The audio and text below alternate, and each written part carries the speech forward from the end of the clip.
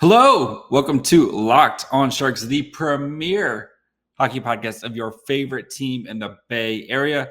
And on today's episode, we have new Sharks or CUDA. Plus, we have the rookie development games. We're going to talk about the big takeaways from that. So all that and more on today's episode of Locked on Sharks.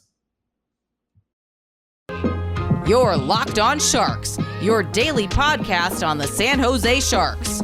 Part of the Locked On Podcast Network, your team every day.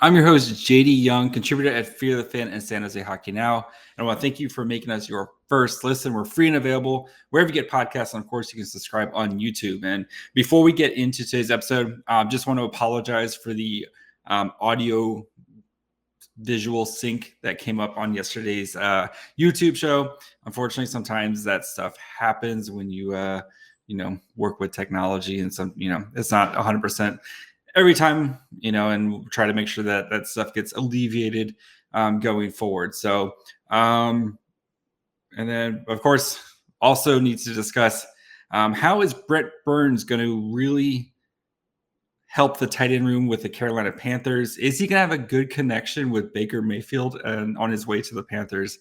Yeah, I know I screwed up and said Panthers instead of Hurricanes, but my bad. So we have new Sharks to talk about. Let's start with, I know the big question, of course, is why did the Sharks sign Aaron Dell when you have 1,000 goalies? My guess is that they want to roll out the first ever all goalie lineup. You can't score. Hopefully you can't score if there's 6 goalies out there. But no, I've been kind of thinking about this because I was a little perplexed about it as you guys are too. Because if you think about it, right now on the Sharks, you have Kakkonen, you have Aiden Hill, and you have James Reimer, and you assume one of those guys has to go because you don't really see 3 just with roster space. You don't really see three goalies in the NHL super often. So unless there's a kind of an emergency situation, and then on the CUDA, of course, you have Strauss Mann, Zachary Iman, Itu Makanemi, who they just got for in the Burns trade, and then now you have Aaron Dell. And you're kind of like, why? Here's my thinking. So I think Iman probably going to go back to the ECHL. I think he's kind of the low man on the totem pole right there. And especially after watching tonight's prospect game, definitely could tell he's kind of a cut below some of these other guys that we're going to be talking about. So, and then you have Itu Makanemi. So he had surgery in December. Maybe the Aaron Dell thing is kind of some insurance. So again, this is just me speculating, spitballing coming up. I don't have any, but maybe he's insurance, as he's trying to kind of rehab and get back in there. We don't know. It'll probably be pretty quiet on the news front until we start getting into training camp and seeing if he's around. And then another thing too is like the Sharks and the Barracuda just don't have any. They have Nabokov, who's the goalie coach, and they have John McCarthy, who's the Barracuda coach, and those are your 2 coaches right now in the entire organization. So. Yes, they're going to hire coaches, but you wonder if he's just kind of at the kind of veteran leadership, especially when you have young goaltenders. He knows Nabokov. He knows exactly what Nabokov's going to be kind of preaching to these guys. And having a guy like that in the Barracuda who's, we know Dell, like he doesn't mind playing in the AHL. He's done it the past couple of years. Like he's going to be a good soldier. He's going to, kind of help these guys come along. And, if he spends the year playing a couple games here and there and kind of helping Strauss Mann and Makanemi kind of, learn the pro game and kind of just being that, extra guy in the room that can help him out. I'm perfectly fine with that. So that's my spitballing kind of thing. Is he's going to be that kind of between the coach and the players. He's going to kind of be that guy in there who can kind of help these young goalies who, we'll talk about Strauss Mann later, who looks like he might be something. So having a guy like Aaron Dell who's been there and done it, and he's played a bajillion games, he's been bounced between the AHL and the NHL, and I think just having a guy like that, not the worst thing in the world, and it's not like it's costing him a lot of money. So the Sharks also signed 2 other guys. So we have Andrew Agozzino. He's an older guy, 31, spent last year playing with the Belleville Senators. Again, another one of these kind of career AHL guys. He has played in the NHL as well. He's played, he's about 50 games in the NHL, but yeah, he's played 600 AHL games. So he's, again, just another guy in the room where you can, especially with these young players, where just to kind of set the tone and not just have a bunch of children, and he can still produce. I mean, he played 66 games last year, had 20 goals, 23 assists, and 43 points in 66 games. So that's nothing to sneeze at right there. Like, that's solid production for a guy on, and then the year before that, he was with the Gulls, had 27 points in 31 games. So it's veteran leadership, but also can produce. And we're seeing with Mike Greer where, they're kind of stacking this Barracuda team where they want these guys to kind of develop that winning formula. And, when I talked to John McCarthy a couple weeks ago, that winning breeds winning culture. And I think we're seeing that come into play with some of these signings. So, and the other guy they signed was C.J. Suess. So he's 28, 5'11", 190-pound left wing, and he's part of the Winnipeg Jets system. Was drafted, I think he was like a 5th-round pick from the Winnipeg Jets in 2014. But again, another guy who's he's got a handful of NHL. He's played 4 NHL games, but he's played 157 NCAA games, 166 AHL games. So just another guy who can kind of add some depth, add some production. He last year in 46 games had 14 goals, 14 assists, 28 points for the Manitoba Moose. The year before that had another 14 points in 31 games. So, can still provide production. And again, kind of be that leader and help these young guys, because as you want your Robins and your Ozzies and your Coes to get good ice time, but you still also want like an adult there who these guys can kind of go to and like they could go through the grind of the season. So most likely these guys probably won't see the Sharks unless something crazy happens or they blow up with the CUDA. But these guys are here to be leaders and to help the young guys develop and help provide production, especially with a Barracuda team, which was stinky last year as they lost 15 games in a row. So before we get into the prospect game and talk about kind of guys who stood out and my reactions from the game, let's go ahead and take a quick break. Of course, talk to you guys about our friends over at Bet Online. You guys know Bet Online, the number one source for all your betting needs and sports information. Find all the latest sports developments, league reviews, and news, including Major League Baseball. They've got you covered with MMA, boxing, golf, of course. And then you have NFL, which is back next month. I can't believe it's back next month. Training camp is like a week away. So go to Bet Online. They've got you covered for everything you need when it comes to your betting needs. So yeah, Bet Online, where the game starts. All right. We all watched, or most of us, we watched the YouTube stream of the prospect game. And again, you have to kind of take everything with a grain of salt. It's 3-on-3 hockey. It's there wasn't a lot of defense and checking and all that stuff. And as the grit, as the kids like to say. But you can still take some stuff and people who kind of stood out and made plays and flashed. And I got to start with Cameron Lund. the Sharks' second round pick from this year. Woo, baby. Yeah, he definitely has himself a nice shot. Was just, yeah, on the breakaway a couple times, in tight, was able to show some nice moves with his hands. We saw the skating, we saw the speed.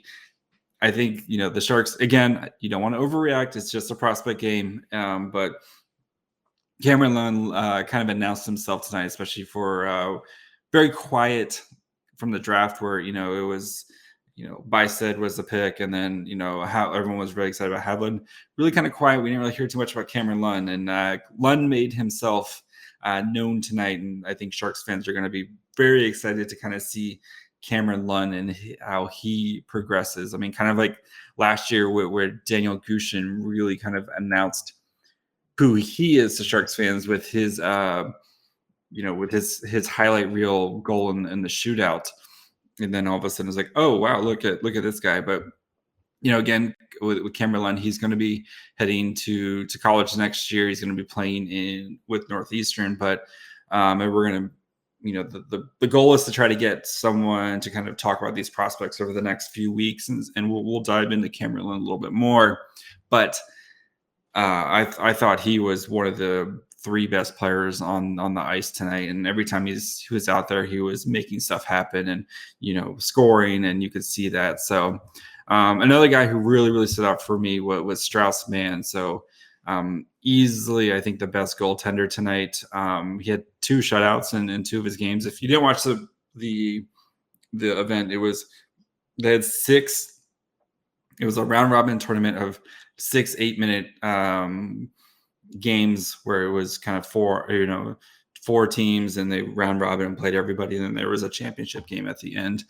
Team Bopit won, so congratulations to Team Bopit. But Strauss Mann, though, he, and Nabokov was saying on the broadcast where he has a lot of NHL caliber, qualities to him already. Not that he's NHL ready, but, the way he prepares and eats and takes care of himself, and, a lot of that stuff that kind of gets you ready. And that would be expected after playing a full season in the SHL last year, and then coming from that Michigan development where Michigan, they just pump out people.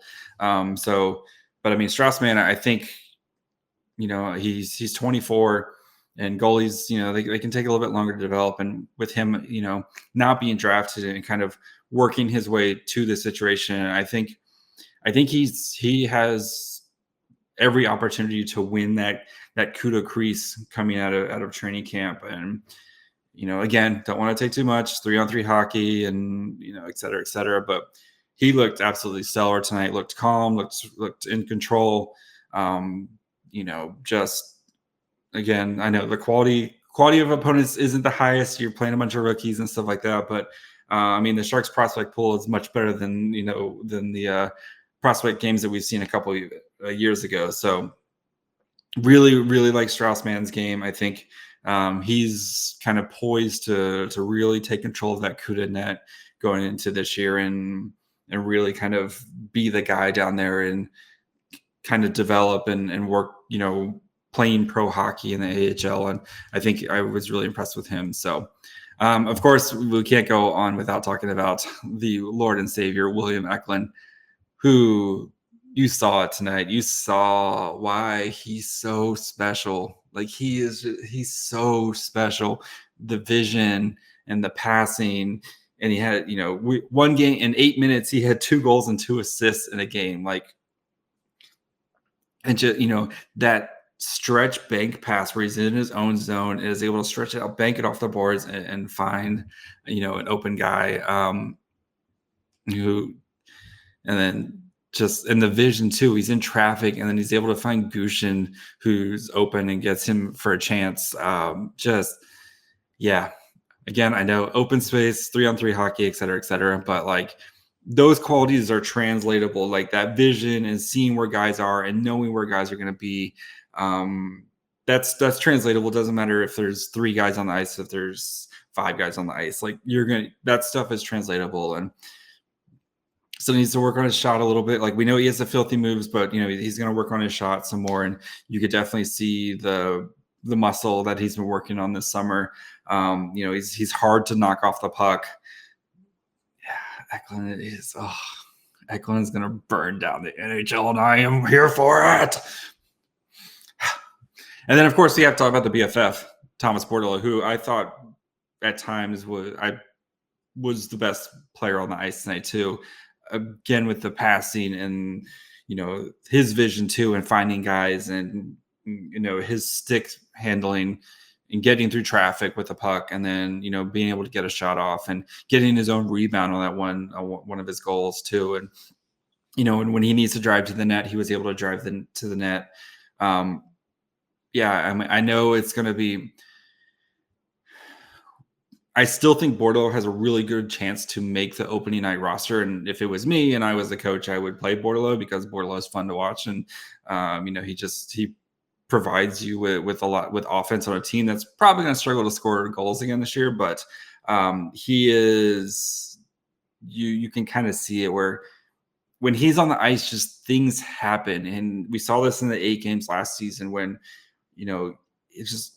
it brings a different element and energy. And it was, not to kind of go down this road again, but like we saw the beginning of last year when Eklund was out there, was playing, how the Sharks had a different effort and energy. And it wasn't all just Eklund, but there's something with him there where you feel the electricity when he has the puck on his stick. And Bordeleau brought that at the end of the year. So again, we don't know coaching staff, et cetera, what they're going to do. But those guys, I think, letting them play and bringing that energy and electricity that the Sharks just need right now. They just don't have players where like when they have the puck on their stick, you're like, oh yeah, like waiting for them to do something fun. So before we get to some of the other guys that really stood out to me, gotta take a quick break, let you guys know, of course, about the Locked On NHL channel. So as soon as you're done listening to this one, go check out the Locked On NHL channel. They have expert hosts covering you, expert local hosts, covering you 5 days a week on all the news and topics. Of course, right now with free agency, still going on. We, of course, Johnny Gaudreau did the Columbus. They've got you covered for everything that's going on. So make sure you guys go check them out over at Locked On NHL. All right. Cohen and Russell, I'm going to kind of bump those guys together because they were, of course, teammates at North Bay. And Co, man, like I talked to Russell a couple of weeks ago, and he talked about like how he's a goal scorer, and you saw that tonight. And that chemistry between those two guys where they're on the ice together because they've been playing hockey together for so long where they just know what they're going to do. And, you can see that Co, man, he's big. He's fast. He's got hands on him. There's few people who think he might be a dark horse to make the Sharks roster. I'm not quite there yet just because of all the people they signed. He's got his way to work up, but he is definitely, a prospect who, when they drafted him, all the tools in the world, you wondered if he could get the toolbox, and it looks like he's found that toolbox. And, again, when he's on the ice, you can tell when he's on the ice because stuff is happening around him. And Russell, I thought, made a nice impression tonight too, where, had a couple nice goals, was, really nice assist to Alex Young on a 2-on-1 there. But again, just, are they going to be superstars? Probably not, but can they be quality depth pieces? I think you might have found something with these guys. So really impressed with those. And then Ozzy Wiesblatt too, I thought was really noticeable tonight. Of course, he had a big hit, but I think last year playing on a really bad Prince Albert team, that kind of beats you down and having to kind of do everything. I think when Ozzy's going to be around other skilled guys and other guys who know what to do, and like we're gonna see why the Sharks drafted Ozzy in the first round. And Chris Greer, I think, is going to absolutely love Ozzy just because of we talk about like that compete level and that in your face. And Ozzy's that, man. He is that pit bull of speed and skill. And we saw it tonight. He had a nice goal in the shootout as well. And But again, he's the hit. I think it was more of an accidental hit. Like he didn't just lay the guy out; they kind of ran into each other. But Ozzy won that hit where the two guys kind of ran into each other. So, but yeah, I think I'm expecting kind of Ozzy to kind of return. I don't want to say to return to form, but I think we're going to see really Ozzy kind of come out to this year. And we saw it a little bit at last year's prospect game where he was one of the more noticeable players on the ice. And again, tonight was really noticeable as well. So some of the other guys, Merkley did some nice stuff, but again, Merkley also, he should do nice stuff. He's played in the NHL. Jasper Weatherby looked great, but again, he's one of the oldest guys there.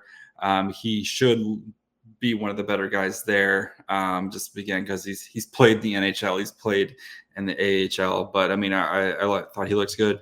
Benjamin Gaudreau had like one kind of soft goal, but then he had some really nice saves as well. Stepped up big in the championship game to clinch it for his team, which is really, it's funny that it was Bopet, but Bopet did take a puck off the mask, like square, and I wonder if they kind of maybe held him out just so that way he wouldn't get injured from that, and just wanted to make sure he was okay after that. So, but yeah, I mean, it was fun to hang out with you guys and on the YouTube channel and talk with you guys and just enjoy a little bit of Sharks hockey again. And we've got, for the Sharks, they've got the rookie tournament coming up in September. So we've got about a month. Then we do have World Championships starting in, I guess, 2 months, man. It's a while. World Championships, of course, in August as well. So we're going to have some Sharks prospects playing games here soon. So we'll be able to keep track of that. Next week is the last week of 5 shows a week. And then starting the 25th, we'll be cutting down to 3 for, I think it's still about mid-September and when training camp kind of gets going again. So, but yeah, so we've got a couple, getting some interviews lined up. We're going to start digging into these prospects more, and then starting our Get to Know the Enemy series, where I will do crossovers with every host from the Pacific Division, where we're going to kind of learn about what do the Oilers do? What do the Kraken do? What do the Kings do? And kind of get to know the enemy, as they say. And, as we kind of start to gear up for the new season, which is going to be a very fun season if you're all into tanking. So that's going to do it for me tonight. Hope you guys enjoyed watching some prospects. We'll be back next week. Got a couple good interviews lined up, and as we kind of start to dig into some of these prospects. So yeah, go check out the Locked On NHL show. You of course can find this show on Facebook, Twitter, and Instagram. We are at Locked On Sharks. If I can pull up my little banner here. So yeah, Locked On Sharks, Facebook, Twitter, Instagram. You of course can listen wherever you get podcasts: Apple, Spotify, Odyssey, YouTube. Please go ahead and subscribe. Help me make that sweet YouTube money. Hopefully, if I make enough of it one day, I can do this full time and not have to do my regular job, which would be pretty fun. But anyway, go subscribe over there. Go check out. I think I'm working on an article. Actually, I am working on an article at Fear the Fins. I'll probably have a new article out for you guys over there really soon. So make sure you guys check that out. And yeah, enjoy the weekend. We'll be back on Monday. Hopefully with a friend, or we'll see what's going on. So bye, friends.